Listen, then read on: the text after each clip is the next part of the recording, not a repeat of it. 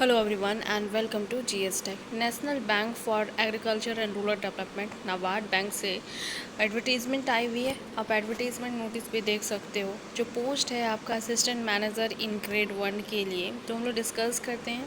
उससे पहले आप प्लीज़ इस चैनल को सब्सक्राइब करें, शेयर करें। ये जो आपका पीडीएफ है आपको टेलीग्राम चैनल पर मिल जाएगा और लिंक है आपको डिस्क्रिप्शन में भी दे दिया गया है और ऑफिशियल वेबसाइट का भी लिंक डिस्क्रिप्शन में मिल जाएगा। सो गाइस स्टार्ट करते हैं। ऑनलाइन एप्लीकेशन जो रजिस्ट्रेशन स्टार्ट हो रही है वो आपकी 2 सितंबर 2023 से, लास्ट डेट जो है वो आपकी 23 सितंबर 2023 है। फेज़ 1 आपकी जो एग्ज़ाम होगी वो आपकी 16 अक्टूबर 2023 को टेंटेटिव डेट अभी अनाउंस किया गया है। इसे डेट आगे भी हो सकता है। तो नंबर ऑफ़ वैकेंसीज़ कितनी है, तो टोटल 150 पोस्ट की वैकेंसी आई हुई है। नाउ ये जो पीडीएफ है आप फॉर्म फिल करने से पहले आप अच्छी तरीके से पढ़ लें।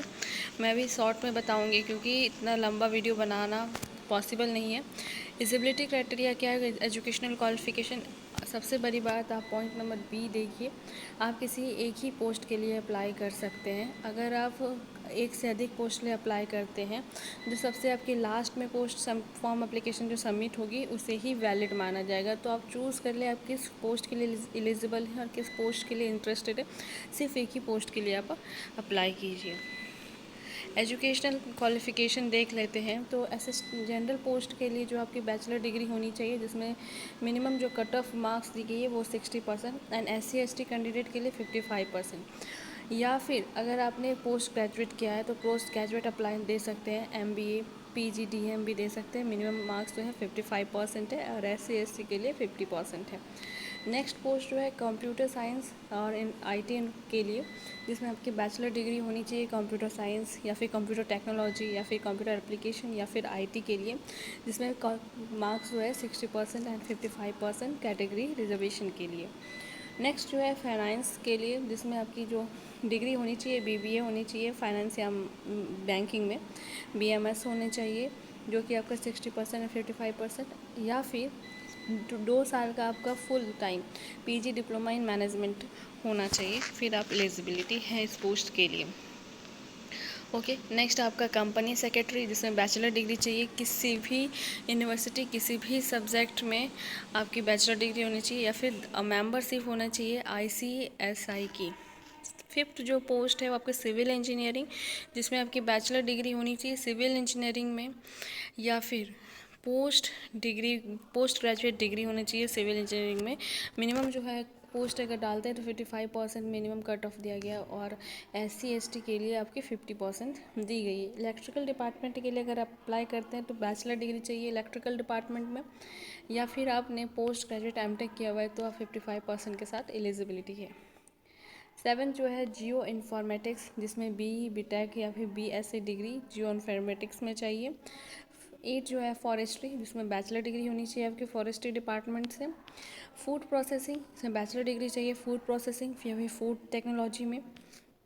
स्टैटिक्स आपके बैचलर डिग्री चाहिए स्टैटिक्स किसी भी सिटी में 60% के साथ। And mass communication and media specialist, जिसमें बैचलर डिग्री होनी चाहिए mass media communication journalism advertising and public relation में, या फिर आपकी पोस्ट ग्रेजुएट डिग्री होनी चाहिए मास मीडिया कम्युनिकेशन में। ओके, यहाँ पे आपकी point scale class division and marking दी गई है, इसे आप देख लीजिए। आपकी जो इंडिकेटिव रोल होगी, आप अगर computer science and IT information के लिए अप्लाई करते हैं तो आपकी वहाँ पे रोल क्या होगी, तो आप देखो यहाँ पे security analytics database administration application development networking server management related field में आपकी रोल होगी, जिसमें फिर फाइनेंस के लिए क्या रोल है तो आप अप्लाई कीजिए। इसमें यहाँ पे रोल देख लीजिएगा आपके क्या क्या डिपार्टमेंट में आपको काम करना है। तो एज की अगर बात कर लेते हैं तो 1/9/2023 को आपका जो मिनिमम और मैक्सिमम जो एज दी गई है वो 21 से 30 दी गई है। Age relaxation as per government rule जो है वो उसको फॉलो किया जाएगा।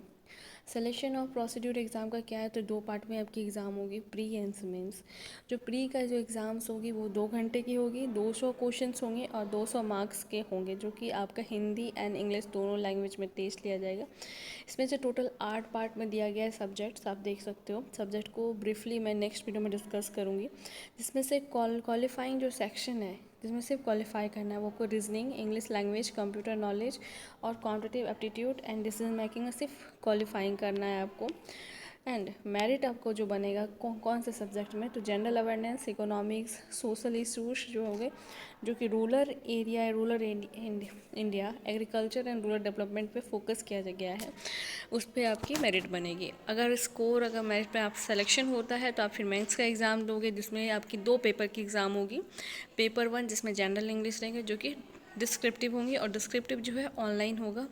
पेपर 2 जिसमें economics and social issues, agriculture and rural development होगा, जिसमें ऑब्जेक्टिव एंड डिस्क्रिप्टिव होंगे, 90 मिनट के होंगे, 90 मिनट के।